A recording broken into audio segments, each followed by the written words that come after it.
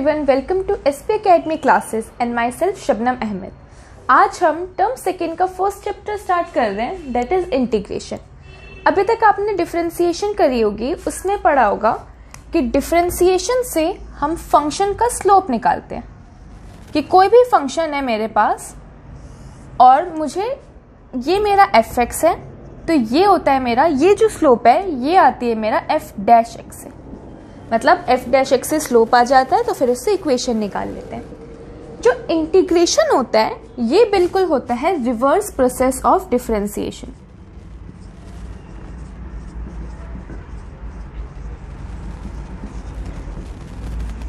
इसका मतलब है कि अगर मेरे पास कोई भी फंक्शन गिवन है, सपोज ये मेरे पास फंक्शन गिवन है और मुझे इसकी इंटीग्रेशन करनी है, मतलब मुझे ऐसा कोई फंक्शन निकालना है, कोई भी फंक्शन ऐसा निकालना है जिसकी अगर मैं स्लोप पे इक्वेशन बनाऊंगी वो ये वाली इक्वेशन आएगी। जैसे अगर ये मेरे पास फंक्शन है f(x) और मुझे इसकी इंटीग्रेशन करनी है, तो उसको लिखेंगे इंटीग्रेशन f(x) dx।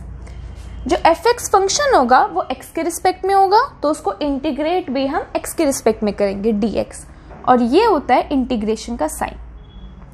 हमने अभी तक क्या देखा है कि d/dx ऑफ, जैसे x² की बात करते हैं, d/dx ऑफ x² होता है मेरे पास 2x, कि अगर मैं x² को डिफरेंशिएट करूंगी, x² कैसा है, हमारे पास एक पैराबोला टाइप का आता है, तो उसको डिफरेंशिएट करने पे एक लीनियर फंक्शन आता है।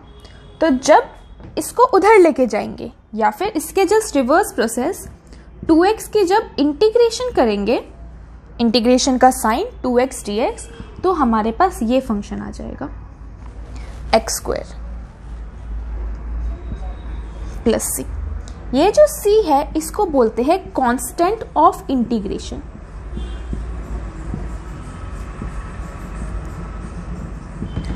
आपको पता होगा कि जब भी मैं किसी फंक्शन को, जैसे मेरे पास फंक्शन है कोई a, कांस्टेंट फंक्शन है, इसकी डिफरेंशिएशन होती है मेरे पास 0।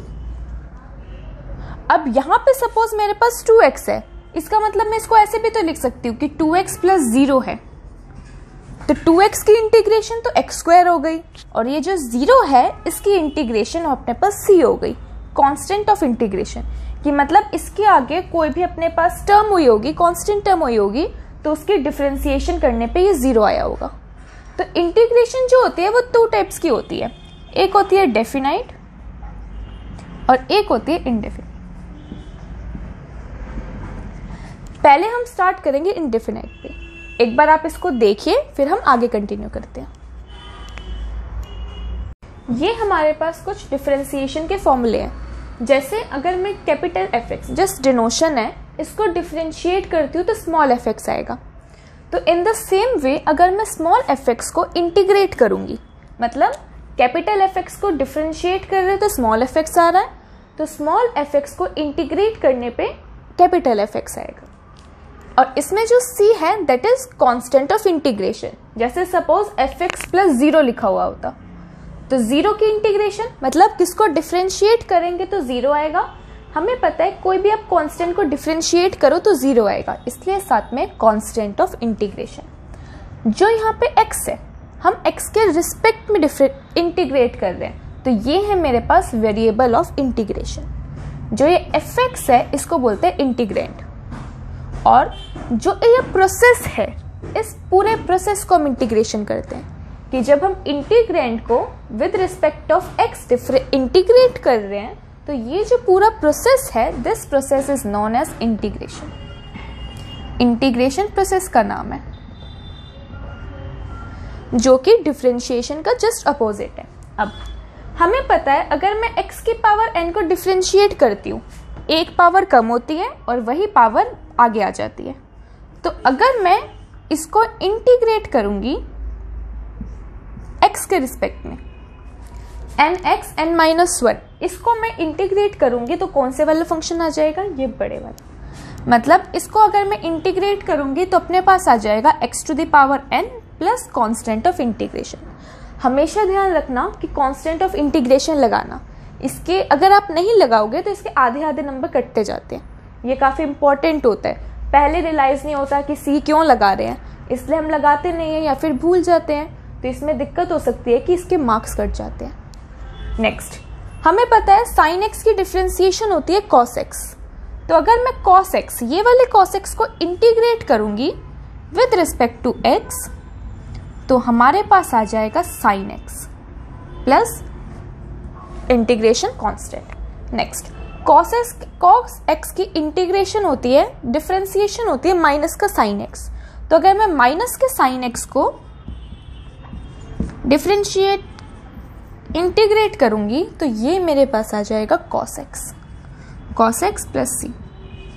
ये माइनस साइन बाहर ला सकते हैं, तो माइनस साइन उधर चला जाएगा, इधर के लिखते हैं, तो ये हो जाएगा मेरे पास integration of sine x d x is same as minus का कॉस एक्स प्लस माइनस का के। अब ये जो माइनस का के है, के तो हमने कोई कांस्टेंट खुद लिया है ना, तो इसके बदले हम सी भी डाल सकते हैं, तो इसको बस प्लस का सी कर देंगे। आपकी चॉइस है, आप कोई मर्जी कांस्टेंट ले सकते हो, बट जनरली सी यूज होता है।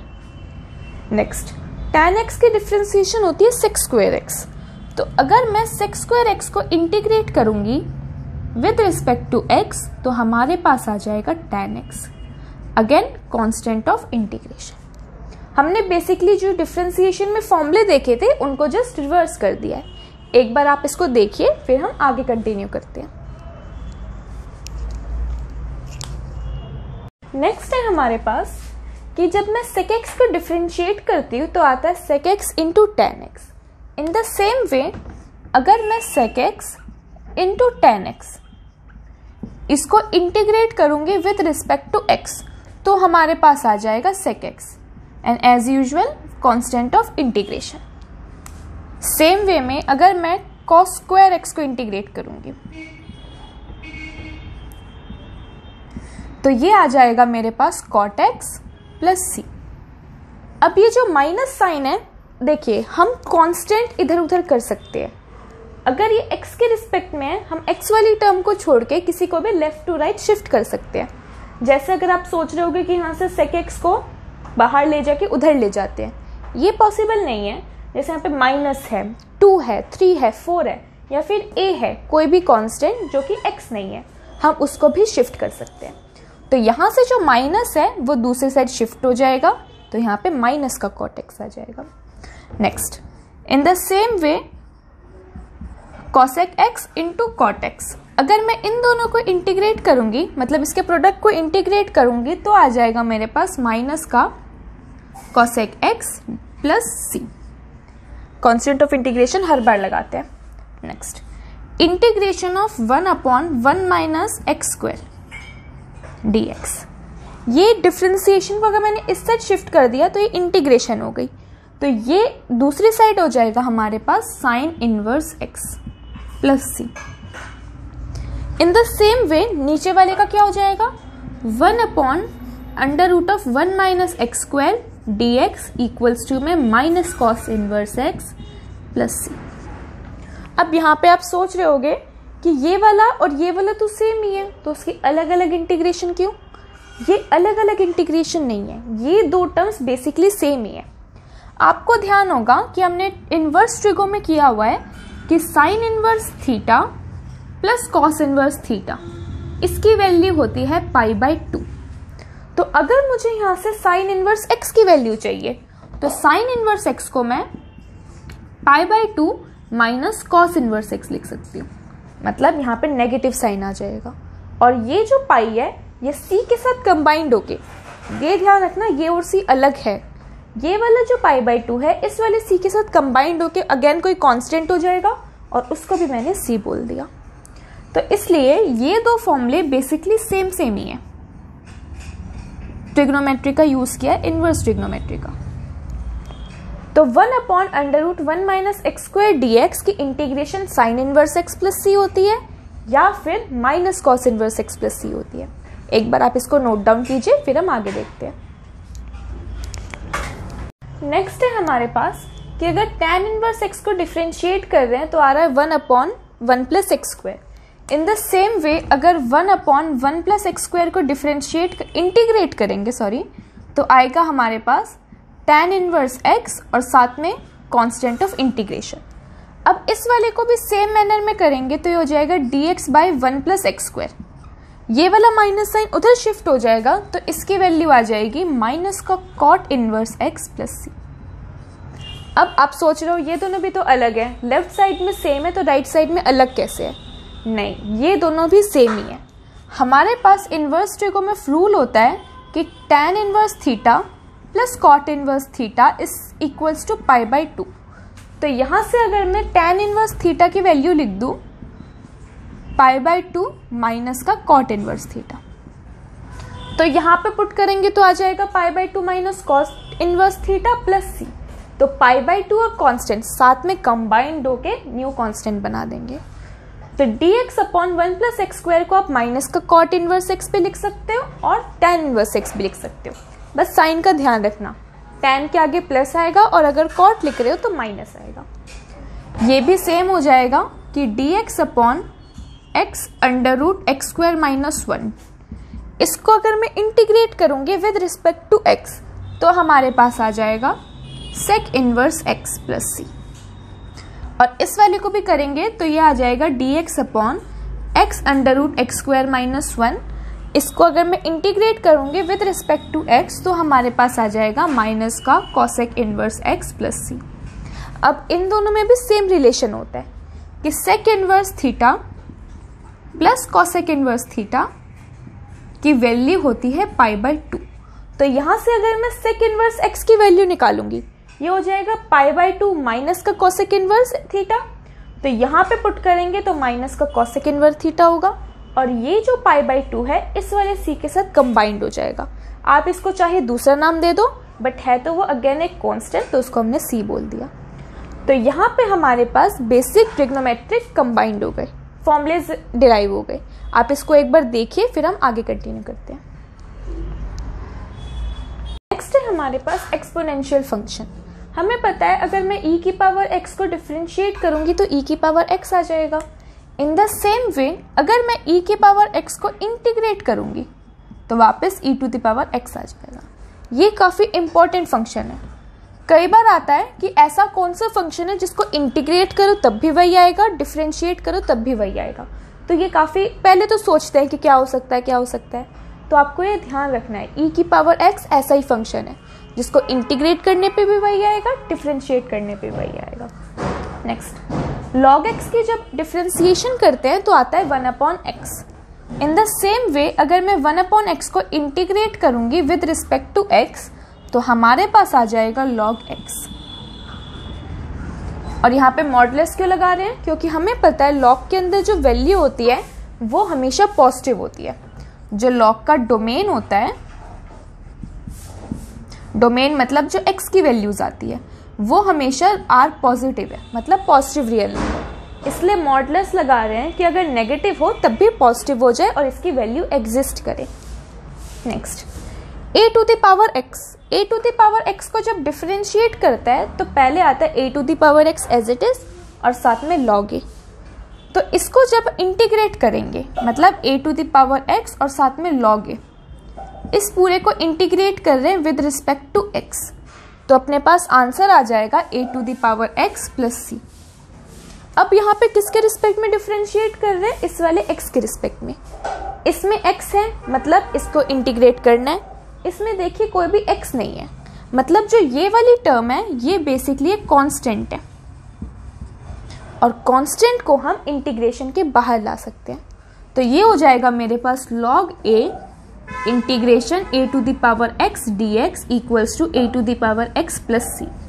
अब ये जो log a है उधर डिवाइड में चला जाएगा तो हमारे पास हो जाएगा कि इसकी वैल्यू होती है a to the power x dx की a to the power x upon log a plus c। कि a to the power x dx को अगर मैं इंटीग्रेट करूंगी तो ये आएगा a to the power x upon log a plus c। यहाँ पे जो log a होता है वो मल्टीप्लाई होता है, जबकि जब इंटीग्रेट करते हैं तब ये डिवाइड में जा जाता है। तो ये वाला एक अच्छा फॉर्मूला है जो आपको ध्यान रखना चाहिए। ये कई बार यूज हो जाता है, डायरेक्ट ही आता है। एक बार आप इन सबको देखिए, एक बार पूरा रीड कीजिए, फिर हम आगे कंटिन्यू करते हैं। नेक्स्ट सपोज हमारे पास दो फंक्शन है, एक फंक्शन f(x) है और एक फंक्शन g(x) है। ये क्या हो रहे हैं, या तो प्लस हो रहे हैं या फिर माइनस हो रहे हैं, और मुझे इन दोनों को कंबाइन इंटीग्रेट करना है विद रिस्पेक्ट टू x। यहाँ पे आप ध्यान दीजिए, ये फंक्शन भी x है, ये फंक्शन भी x का है। तो इनके जब कंबाइंड इंटीग्रेशन करते हैं तो इसको हम लिख सकते हैं कि पहले तो आप f(x) को इंटीग्रेट कर दो, फिर आप g(x) को इंटीग्रेट कर दो विद रिस्पेक्ट टू x। अब यहाँ पे देखिए, यहाँ पे जब इंटीग्रेट करेंगे कोई कांस्टेंट आएगा, यहाँ पे इंटीग्रेट करेंगे तब भी कोई कांस्टेंट आएगा, तो दोनों कांस्टेंट को कंबाइंड हम लिख देंगे c। तो f(x) dx और g(x) dx की आपस में इंटीग्रेशन होगी कि पहले f(x) की इंटीग्रेशन कर दो, फिर g(x) की इंटीग्रेशन कर दो। अगर प्लस है तो प्लस का साइन, और अगर माइनस है तो माइनस का साइन। जैसे अगर मुझे करना है e⁻x प्लस cos x की इंटीग्रेशन, मुझे ये दोनों साथ में इंटीग्रेट करने हैं, तो इसको कैसे लिखेंगे कि पहले ex की इंटीग्रेशन कर दो और फिर cos x की इंटीग्रेशन कर दो। तो अभी तो इसको आप ऐसे देखिए कि ऐसा कौन सा फंक्शन है कि जिसको डिफरेंशिएट करूंगी तो ex आ जाएगा।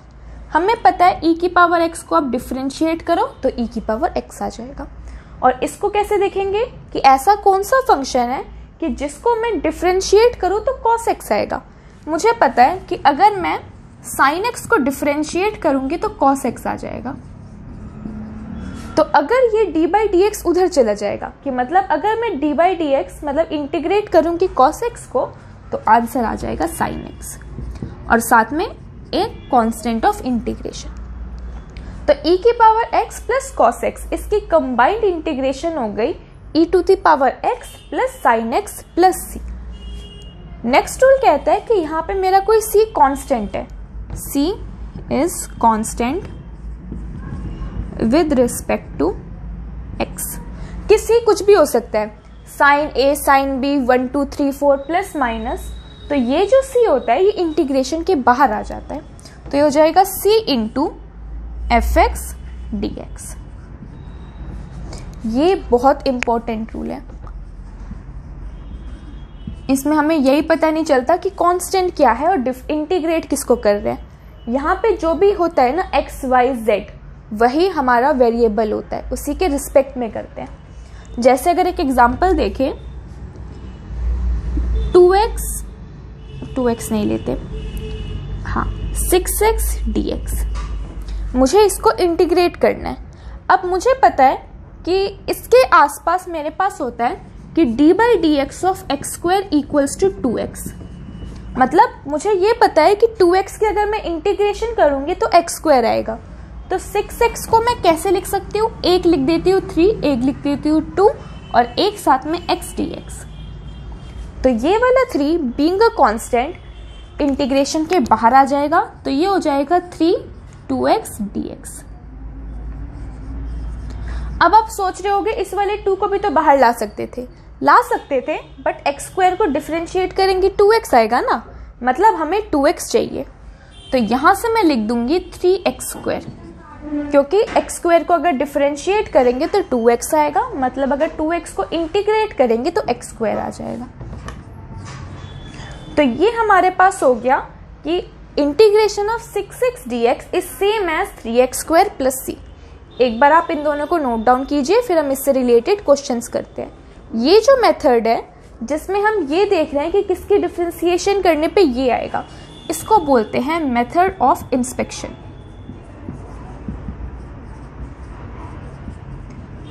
अब अभी हमें पता नहीं है कि इंटीग्रेशन कैसे करते हैं, अभी हम अपनी प्रीवियस नॉलेज यूज कर रहे हैं कि किसकी डिफरेंशिएट करने पे ये आएगा, और उसको ऐसे रिवर्स प्रोसेस करके इनकी इंटीग्रेशन निकाल रहे हैं। आप एक बार इसको नोट डाउन कीजिए, फिर और क्वेश्चंस करते हैं। फर्स्ट एग्जांपल है हमारे पास cos 2x की इंटीग्रेशन। अब पहले तो हम ये सोचेंगे कि किसकी डिफरेंशिएशन करने पे cos 2x जैसी टर्म आ जाए। तो ये कह सकते हैं कि अगर मैं sin 2x को डिफरेंशिएट करूंगी, sin 2x को जब डिफरेंशिएट करते हैं तो अपने पास आता है, एक तो आ जाएगा cos 2x sin की डिफरेंशिएशन, और साथ में जो 2x है अंदर वाला फंक्शन, इसको भी डिफरेंशिएट करेंगे तो आ जाएगा 2। तो अगर मैं sin 2x को डिफ्रेंशिएट करूंगी तो अपने पास आ जाएगा 2 cos 2x। अब मुझे क्या चाहिए, इस वाले को इंटीग्रेट करना है, तो इसको मैं कैसे लिख सकती हूँ कि integration of 2 cos 2x equals to sin 2x।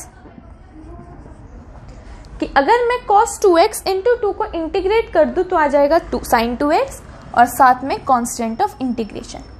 अब यहाँ पे देखिए आपको सिर्फ cos 2x चाहिए, मतलब ये जो कांस्टेंट है आपको इसको बाहर निकालना है। तो ये कांस्टेंट है, ये एज यूजुअल बाहर आ जाएगा, तो हो जाएगा 2 integration of cos 2x dx equals to sin 2x plus c। अभी के लिए इसको k मान लेते हैं, कोई भी कांस्टेंट हो सकता है, k भी हो सकता है। अब ये जो 2 है ये उधर डिवाइड में चला जाएगा, तो ये हो जाएगा integration of cos 2x dx is same as sin 2x upon 2 plus k/2। अब k/2 कोई कांस्टेंट ही तो होगा, इसको नाम दे देते हैं कि ये हो जाएगा sin 2x upon 2 plus c।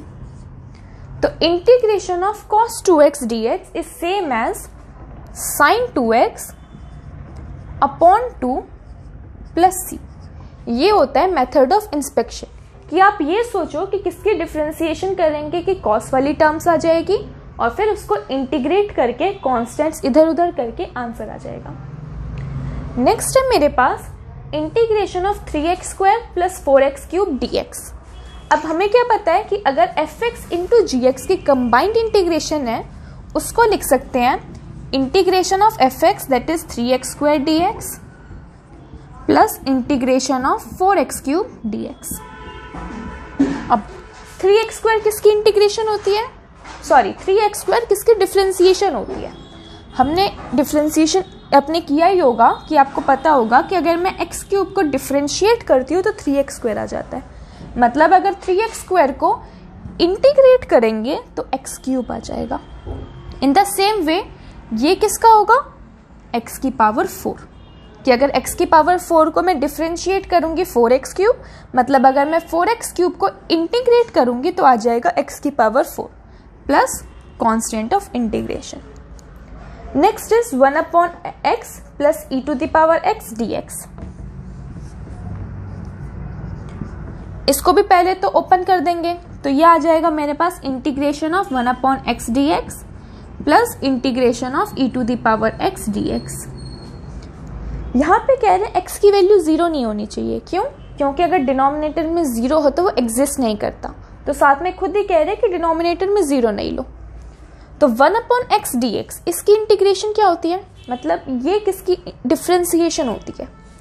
आपको कोई फंक्शन याद है कि जिसको मैं डिफ्रेंशिएट करूँ तो आ जाएगा मेरे पास 1/x। हाँ, हमें पता है कि अगर मैं log x को डिफ्रेंशिएट करती हूँ तो आता है 1/x। इसका मतलब अगर मैं 1/x को इंटीग्रेट करूंगी तो आ जाएगा मेरे पास log x। मॉड x क्यों, क्योंकि log के अंदर हमेशा पॉजिटिव वैल्यू होती है। नेक्स्ट, कोई ऐसा फंक्शन जिसको मैं डिफ्रेंशिएट करूँ तो e⁻x आ जाए, तो e⁻x ही हो जाएगा कि e⁻x को अब डिफ्रेंशिएट करो तब भी वो आएगा, इंटीग्रेट करो तब भी वो आएगा, प्लस कांस्टेंट ऑफ इंटीग्रेशन। एक बार आप ये तीनों एग्जाम्पल देखिए, इन तीनों को हमने मेथड ऑफ इंस्पेक्शन से किया, फिर हम आगे कंटिन्यू करेंगे।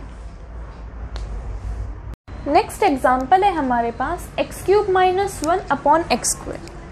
तो आप सोच रहे होंगे कि कोई डिवाइड वाला रूल होगा जैसे डिफरेंशिएशन का होता है और उससे कर सकते हैं, बट अभी हम पहुंचे नहीं है ना, तो हम क्या करेंगे कि x² को मतलब इसमें डिनोमिनेटर सेपरेट कर देंगे, तो दोनों के नीचे x² लिख देंगे, तो ये हो जाएगा integration of x³ upon x² minus 1/x² dx।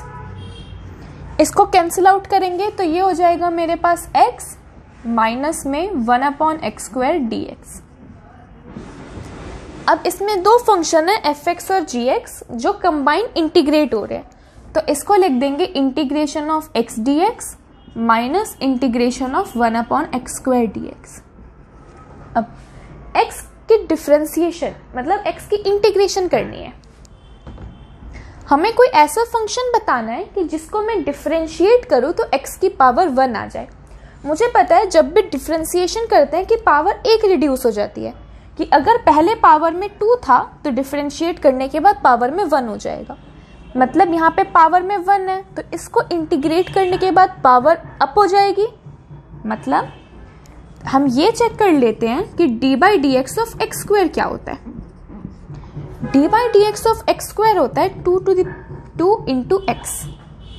अब मुझे क्या चाहिए, x तो मुझे चाहिए x की सिंगल पावर, तो d बाई डी एक्स उधर चला जाएगा। तो यहाँ से आ जाएगा मेरे पास कि अगर मैं 2x dx को इंटीग्रेट करूँ, मतलब अगर मैं 2x को इंटीग्रेट करूँ विद रिस्पेक्ट टू x, तो इसकी वैल्यू आ जाएगी मेरे पास एक्स स्क्वायर प्लस सी। क्या मुझे 2x पूरा इंटीग्रेट करना है? नहीं, मुझे बस एक सिंगल x करना है। तो यहाँ पे जो 2 बीइंग कांस्टेंट बाहर आ जाएगा, तो ये मेरे पास हो जाएगा 2 integration x dx is same as x square plus C. तो यहाँ से आ जाएगा कि integration of x dx is same as x square upon 2 plus again constant c। ये कांस्टेंट तुम अपनी मर्जी से डाल रहे हैं ना, तो आप यही डाल सकते हो कि इसको 2 से डिवाइड करेंगे तब भी c ही कह सकते हो। या फिर अगर आपको पता ना चल रहा हो, इसको k बोल दो, फिर यहाँ पे k बाई 2 आ जाएगा। अब k बाई 2 को आप c लेट कर लो, तो ये हो जाएगा कि x square by 2 plus C. तो x dx की इंटीग्रेशन हो गई एक्स स्क्वायर अपॉन 2 प्लस सी, मतलब ये पहले वाला पार्ट। अब दूसरा पार्ट है, अगर मैं इसको न्यूमरेटर में ले जाती हूँ तो ये हो जाएगा मेरे पास x की पावर माइनस का 2। आप कोई ऐसा फंक्शन सोच सकते हो कि अगर मैं जिसको डिफरेंशिएट करूँ, यहाँ पे कोई पावर होगी तो यहाँ पे आ जाए x की पावर -2। मुझे पता है कि जब डिफरेंशिएट करते हैं तो एक पावर रिड्यूस हो जाती है, ये पावर -2 है, इसको अगर मैं -1 को डिफरेंशिएट करती तो पावर -2 हो जाती। कौन से फॉर्मूले से? D by D x of x to the power n equals to n x n -1। मतलब ये जो n है दैट इज -1 यहाँ पे आ जाएगा, और ये हो जाएगा x to the power -1 that is -2। इसका मतलब कि अगर मैं इंटीग्रेट करूं -x की पावर -2 dx को, इस वाले को अगर मैं इंटीग्रेट करूं विद रिस्पेक्ट टू x, तो ये हो जाएगा मेरे पास x की पावर -1 प्लस सी। पावर्स को अगर मैं नीचे लिख दूं तो इसको लिख सकते हैं माइनस कांस्टेंट बाहर आ जाएगा, integration of 1 upon x square. X की पावर -2 को 1 अपॉन एक्स स्क्वायर लिख दिया कि अगर मैं इसको इंटीग्रेट करूंगी तो ये आ जाएगा मेरा 1 अपॉन एक्स प्लस कॉन्स्टेंट सी। तो यहाँ से मेरा ये वाले का आंसर आ गया 1 अपॉन एक्स। अब वैल्यूज पुट कर देते हैं, ये एक हो गई वैल्यू और एक वैल्यू यहाँ से हो गई। यहाँ पे देखिए माइनस साइन साथ में इंक्लूडेड है, मतलब दोनों को बस प्लस करके लिख देना है। तो इस वाले की इंटीग्रेशन हो गई एक्स स्क्वायर अपॉन 2 और इस वाले की इंटीग्रेशन हो गई with the minus sign 1 upon X, और साथ में इन दोनों कॉन्स्टेंट्स को कंबाइन कर रहे हैं तो अगेन सी। तो हमारे पास कंबाइंड हो गई x cube minus 1 upon x square की integration x square upon 2 plus 1 upon x plus constant of integration. एक बार आप ये देखिए, इसमें हमने डिनोमिनेटर सेपरेट किया एंड दोनों को सेपरेटली फाइंड आउट किया। फिर हम आगे एग्जांपल्स देखते हैं। नेक्स्ट एग्जांपल है मेरे पास x की पावर 2/3 प्लस 1। इन दोनों को कंबाइन मुझे इंटीग्रेट करना है।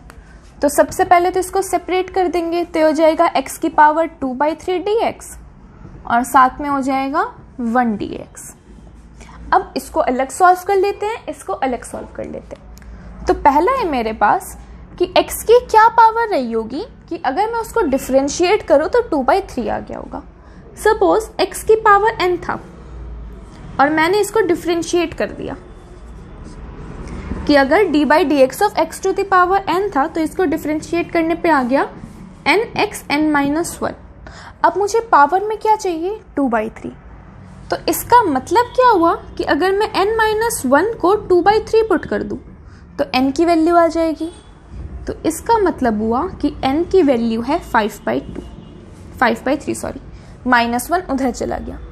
मतलब अगर मैं इस वाले फॉर्मूले में d by D x of x to the power 5/3 put करूं तो तो ये हो जाएगा मेरे पास 5/3 x to the power 5/3 minus 1 and that is 5/3 x to the power 2/3 power आ गई हमारे पास।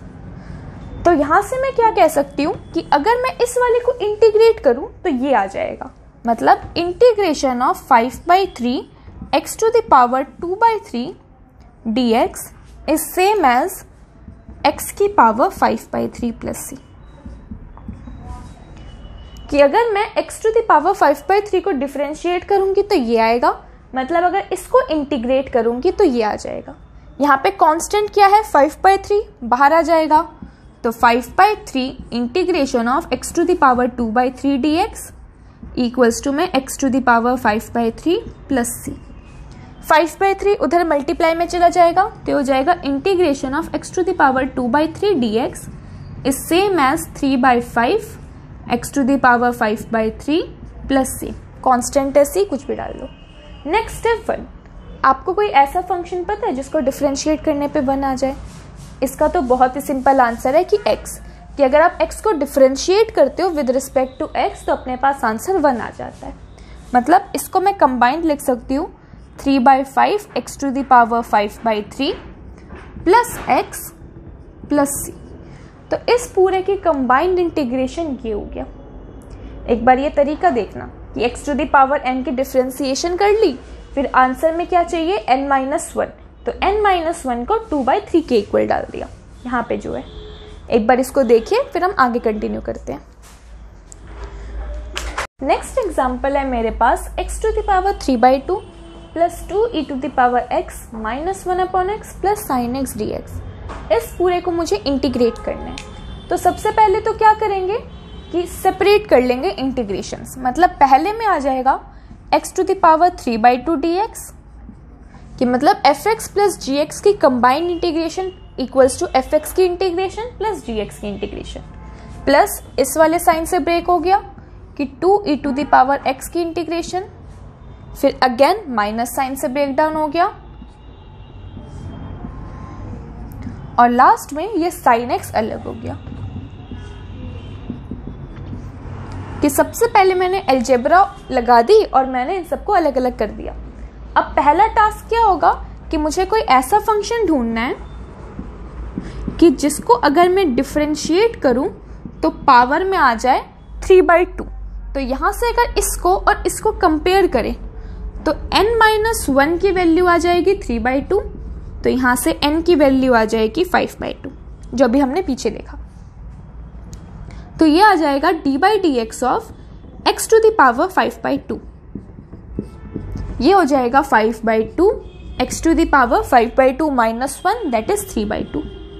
तो अगर इसको मैं कंपेयर करूं, मतलब अगर डिफरेंशिएशन को दूसरी साइड ले जाऊं ताकि वो इंटीग्रेशन बन जाए, तो हो जाएगा 5/2 x टू द पावर 3/2 की इंटीग्रेशन होगी x to the power 5/2 plus constant of integration that is c। 5/2 being a constant बाहर आ जाएगा, तो हो जाएगा 5/2 इंटीग्रेशन x की power 3/2 dx equals to x to the power 5/2 plus c।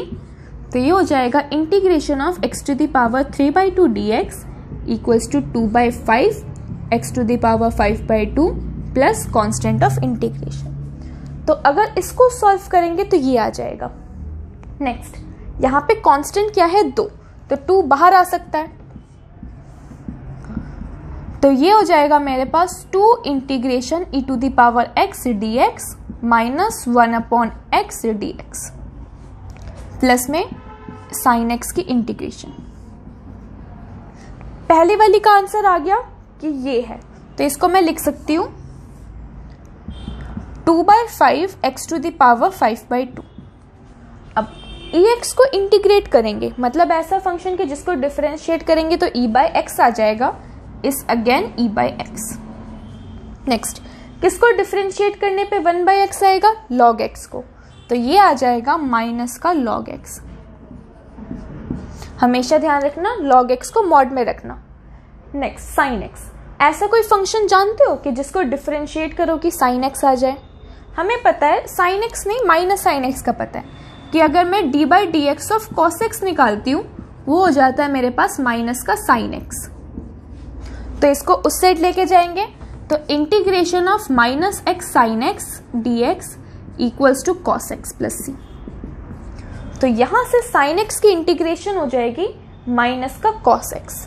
तो यहाँ पे जो प्लस का साइन एक्स है इसको इंटीग्रेट करेंगे तो ये आ जाएगा मेरे पास माइनस का कॉस एक्स और प्लस में इंटीग्रेशन का कांस्टेंट। सबके लिए मैंने बस एक साइन यूज किया है, आप चाहो तो सबके साथ ए बी सी डी लिख सकते हो, एंड में जाके कंबाइन करके सी लिख देना। तो हमने इस पूरे फंक्शन को इंटीग्रेट किया तो हमारे पास ये आंसर आ गया। इसमें 4 टर्म्स थी, इंटीग्रेट करने के बाद भी 4 टर्म्स ही रहे। अब अगर आप देखोगे, अगर मैं इसको डिफरेंशिएट करूँ पूरे को, तो डिफरेंशिएशन में भी ऐसे ब्रेक डाउन हो जाता है। तो पहले वाले की डिफरेंशिएशन होगी, फिर दूसरे वाले की, फिर इसकी, आंसर यही आएगा। आज के लिए हम इतना ही कर रहे हैं। आप एक बार इसको देखें, एग्जाम्पल्स को वापस ट्राई करना। ये वाले एग्जाम्पल्स हमने एनसीईआरटी एग्जाम्पल से किए हैं। उसके बाद नेक्स्ट क्लास में हम एक्सरसाइज स्टार्ट करेंगे। Thank you.